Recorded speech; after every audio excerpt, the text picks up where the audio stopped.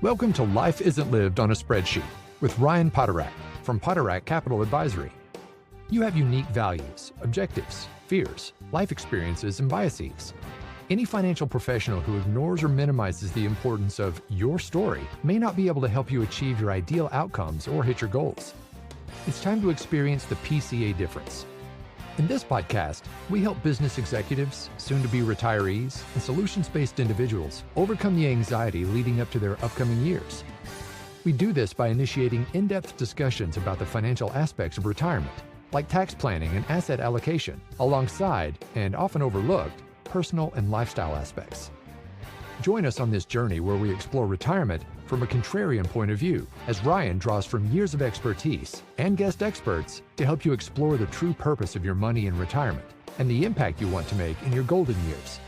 Now, on to the show.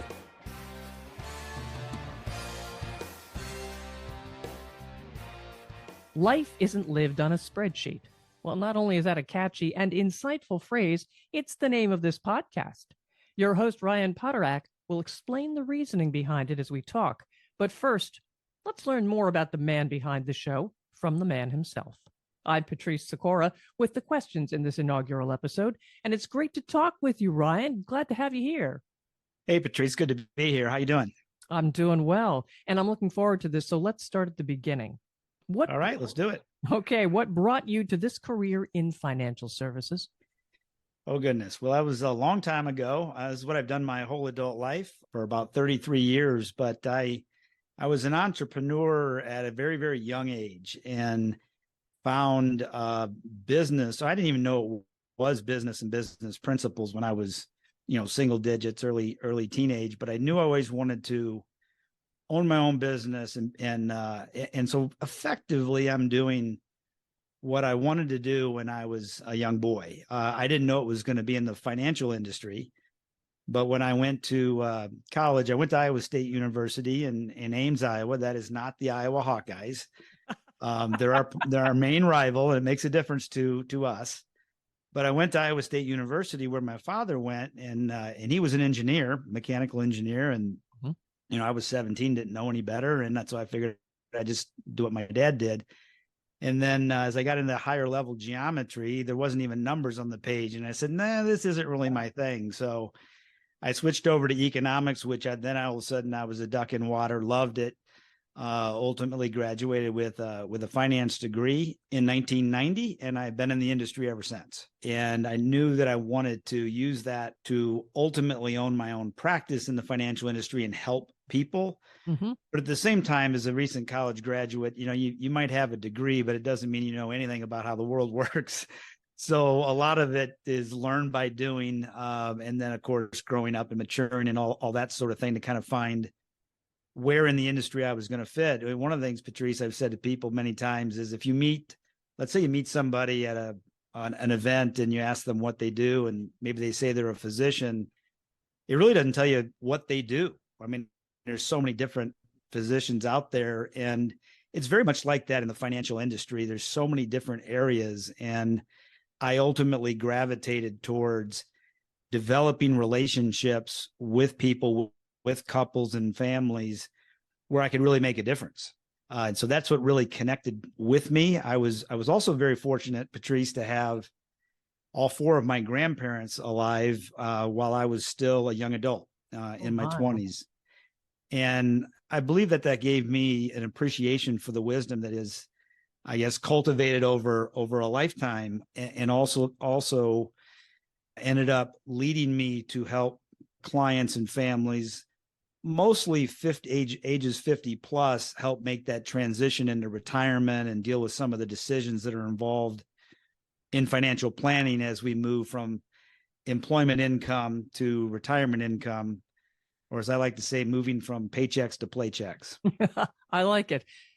Tell me more, though, about family, what it means to you. Well, there's my wife, Dawn, and we had our 26th wedding anniversary. Congratulations. We've got really a blended family. We got his, hers, and ours. Dawn has 3 adult children. I have 2 adult children. And then Dawn and I together have what I call our two reds, because they both happen to be redheads, which I didn't know. When I moved to the South, apparently redheads are gingers. I had never heard that before, but Reagan is 19. She's going into her sophomore year at art school in Portland, Maine. And then we have a fifth grader. We have our Lincoln, who's going to be a fifth grader coming up this fall. And family, maybe it's just naturally as I get older, but it definitely becomes more and more important in terms of how I choose to spend my time. And with our 7 combined kids from age 10 to 37, it really keeps us young and gives us a perspective for sure. And I'm also very fortunate to have both my parents are still alive. They're 81 and in good health, back in the Midwest, back in Iowa. Well, you certainly do span the gamut there, don't you? From a fifth grader all the way up, and then your parents to boot. That's fantastic. Yeah, it's a wonderful family.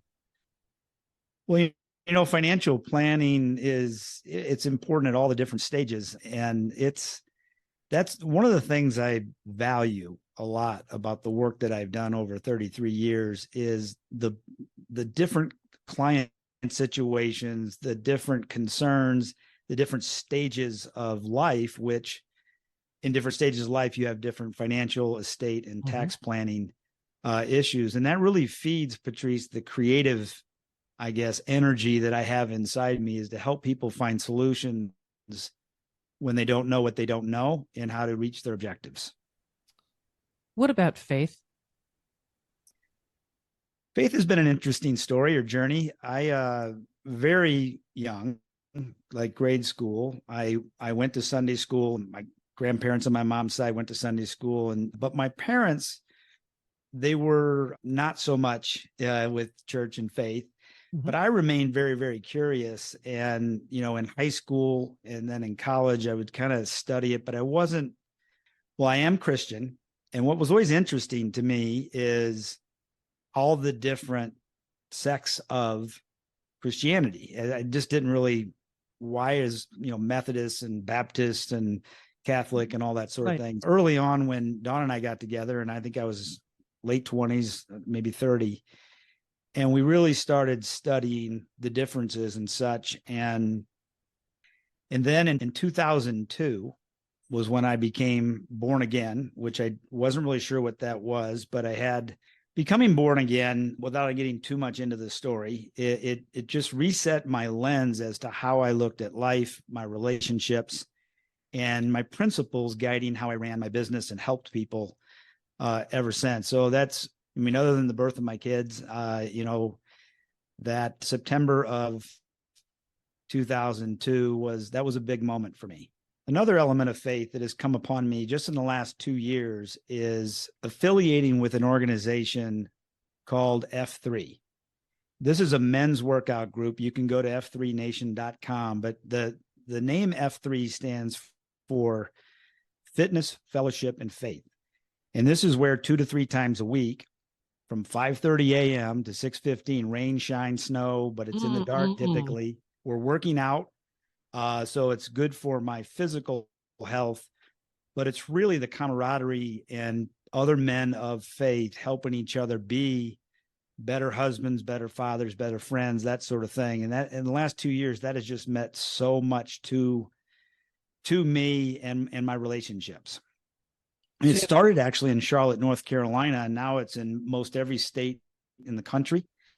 There's not a money element. You don't pay to join and none of that. It's just a tribe, I guess, just a group of men wanting to improve. And it's even in other countries. I know it's in South Korea, and other countries as well. This gives you a chance to have some friends, and research has shown that men don't have friends like women do. It's interesting, Patrice, because that's one thing that F3 Nation talks about as well, is when you get beyond the athletics, typically of high school and college, it is difficult. I've found it difficult as a man to find and have quality relationships with other men. And it's for a variety of reasons that, go beyond maybe the scope of our discussion today.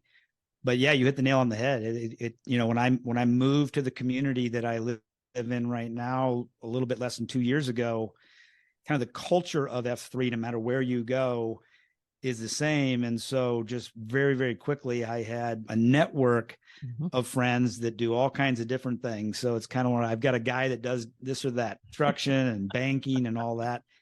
And also I was traveling last week. I was in Boston, and all you have to do is do a search online, and it told me exactly where there was an F3 group working out on Saturday. So and you can just show up, and it's a wonderful organization. I guess I'll plug it. It's f3nation.com if you are interested in it. I know there's a woman's equivalent, but that's the men's group. All right, fantastic.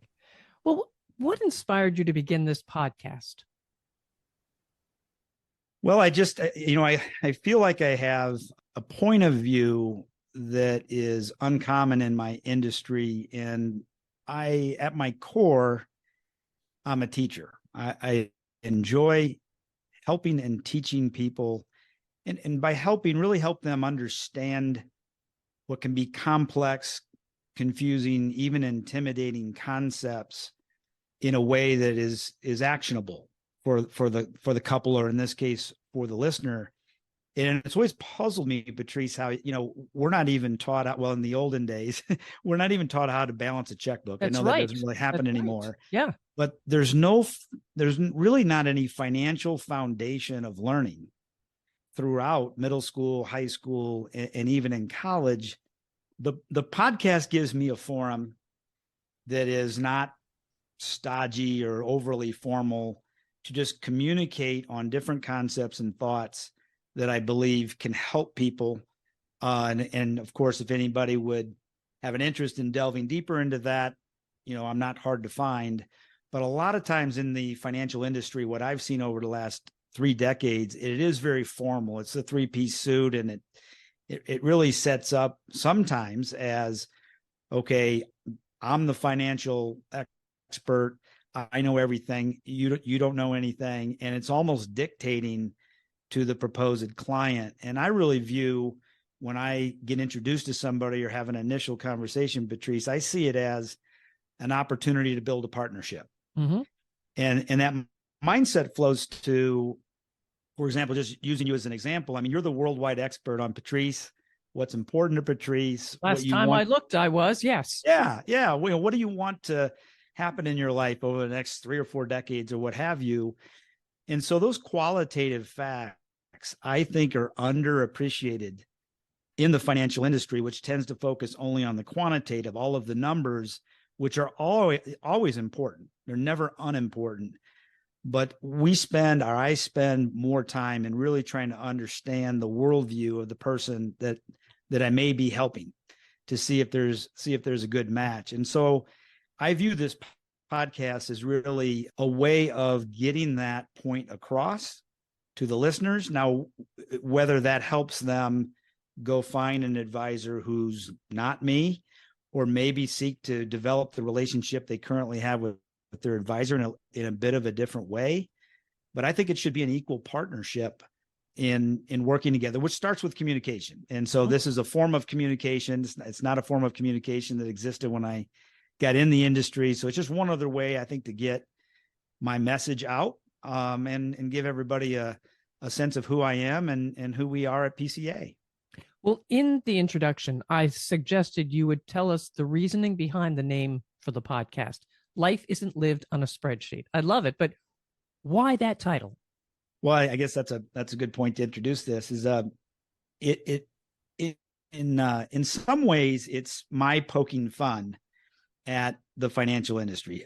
Generally, business-wise and personally, I'm somewhat of a contrarian.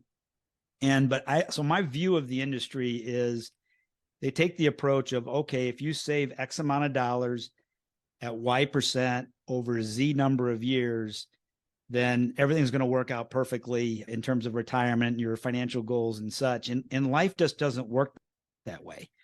We have kids. Sometimes we have kids we didn't expect to have. Then we raise those kids as best we can. Maybe they leave the house to go to college or wherever. Maybe they return back. We have illnesses. I mean, that's just how life is. Not everything is controllable. And a lot of times in the industry, building a plan, which I would kind of put in air quotes, is, it's spreadsheets. And it's just kind of mapping out like there's going to be no surprises over the next 15, 20, 25 years.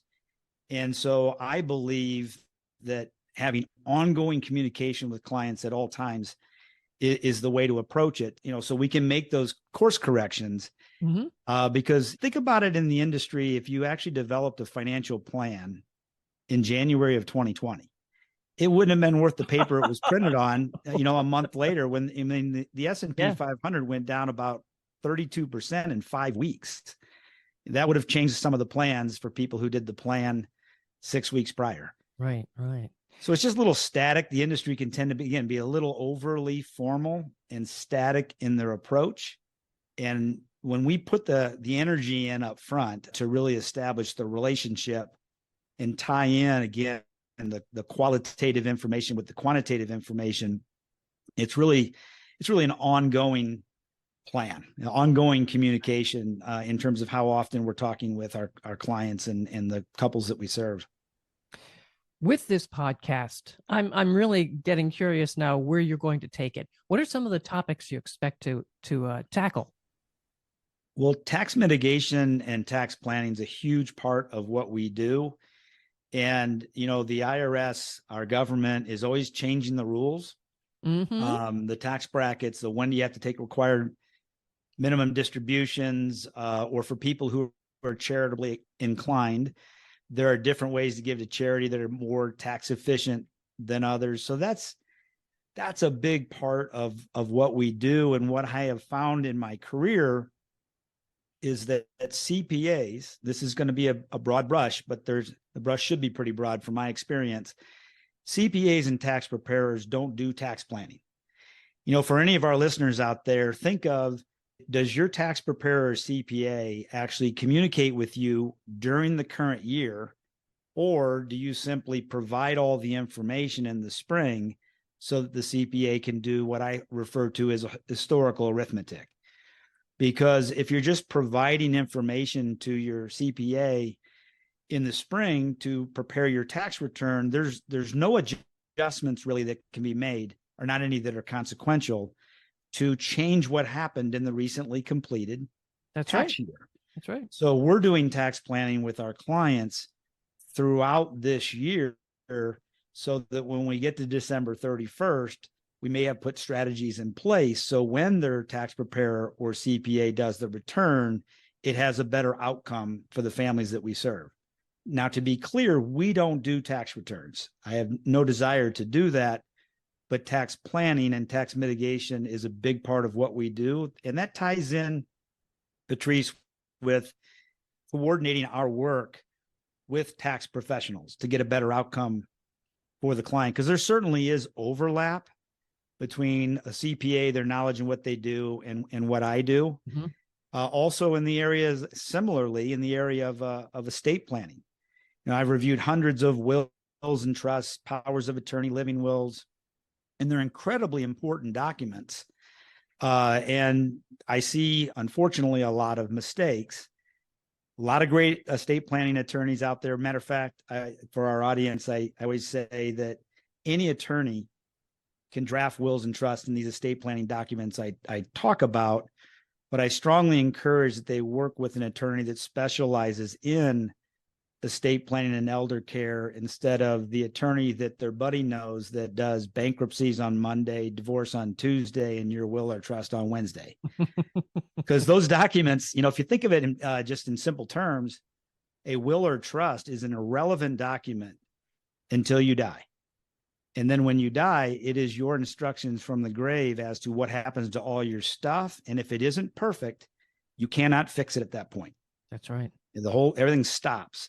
So we get into the estate planning area as well. And then, of course, where people think of us first, and I get that, is investments, different investment strategies. I'm a fiduciary. We do exclusively fee-based planning, which for those of you that aren't familiar with the fiduciary definition, it's having to do what's in the best interest of the client, which sounds normal. You would hope any financial professional would approach it that way. And they may, but the big distinction, Patrice, is how is a financial professional compensated. And if they work on commission, there's an inherent conflict of interest between, hey, if you buy this particular financial product, the financial professional's paid. What I mean by fee-based is we're paid for advice. Whether the client acts on it or not, that's their choice, but I don't get paid any more or less to put money in one financial instrument versus another financial instrument. And that's really key to fiduciary, where you eliminate that conflict of interest in terms of recommendations. All right. And before we wrap this up, we are coming to the end here. Tell me about the people who support you. Well, first and foremost, my wife, Dawn, for sure. I work for larger companies, big companies that our audience would be familiar with, before I went independent about 22 years ago. And she basically pushed, I had that naturally, but she pushed me to go out on my own. And that was a very, very good decision. I have on my team, really my main sidekick is Anna Hopkins, who's worked with me for, I think 16 years. And so she's done a lot of different things. She works out of her home in Central Illinois and has just always been supportive through everything. And when I worked for those, this is somewhat contrarian, but when I worked for some of the large firms earlier in my career, I somewhat learned what not to do. One of the reasons I went independent is I wanted to have control how much we put into each and every relationship. And some of the larger corporations were a little bit more short-sighted in the way they looked at things. So a lot of people, my family has been very supportive in going independent, but when I look back on 33 years, I learned a lot of lessons just simply by observing what I wanted to emulate and maybe what I didn't want to emulate. All so right. Maybe that doesn't exactly pin down your question, but that's where my mind goes. That was a good answer. Very good answer. And then I'm going to ask you now, Ryan, what is your proudest achievement? I'm very proud of the business that we've built. I think independent in 2001. And so really from nothing. I mean, I had experience, I had education, that's fine. But when you go into business for yourself, you in many ways, you earn what you're worth. I mean, so when I started adding client 1 and client 2 and developed those relationships and had good retention with great service, I mean, just the business that we have built, the processes and procedures that are in place, which are highly responsive in a world that's not so highly responsive maybe these days. And so the principles in our business, so in other words, not just the business and how we built it, but how we've built it and how we continue to get lots of introductions from the families we serve, is something I'm incredibly proud of, because there is no greater compliment than when a client introduces you to somebody they care about and they know that we're going to handle things well. Fantastic answer. So how can listeners reach you? Well, there's our website, again, www.poterack.net. Our main number would be 704-366-5776. That's 704-366-5776. We are a virtual firm, and that's also extremely unique in the industry. We have clients all over the country. Some of them I've not physically met, but where technology is, I tell you, it really gives me and my team a way to serve clients everywhere. And that's not for everybody, but for the families that we serve, they don't have to fight traffic to find a parking spot, or if they want to be in their pajamas on a Zoom, they can do that. But all of our social media, LinkedIn, Facebook, of course, we have a presence out there in all of those areas as well. Ryan, I'm really looking forward to this podcast. I can't wait to see what other topics you're going to tackle here too. And listeners, follow this podcast to know when the latest episode is ready for you. Please share with others, and thanks for being with us. Thank you for listening to Life Isn't Lived on a Spreadsheet. Click the follow button to be notified when new episodes become available. To ask questions about topics covered during the show, or get a copy of Making It Count, Life Isn't Lived on a Spreadsheet by Ryan Poterack, visit www.poterack.net or give us a call at 704-366-5776. The information covered and posted represents the views and opinions of the guest and does not necessarily represent the views or opinions of Poterack Capital Advisory. The content has been made available for informational and educational purposes only. The content is not intended to be a substitute for professional investing advice. Always seek the advice of your financial advisor or other qualified financial service provider with any questions you may have regarding your investment planning. Poterack Capital Advisory does not offer legal or tax advice. Please consult the appropriate professional regarding your individual circumstances. Nothing contained herein is to be considered a solicitation, research material, an investment recommendation, or advice of any kind. The information contained herein may contain information that is subject to change without notice. Any investments or strategies referenced herein do not take into account the investment objectives, financial situation, or particular needs of any specific person. Product sustainability must be independently determined for each individual investor. Poterack Capital Advisory explicitly disclaims any responsibility for product suitability or suitability determinations related to individual investors.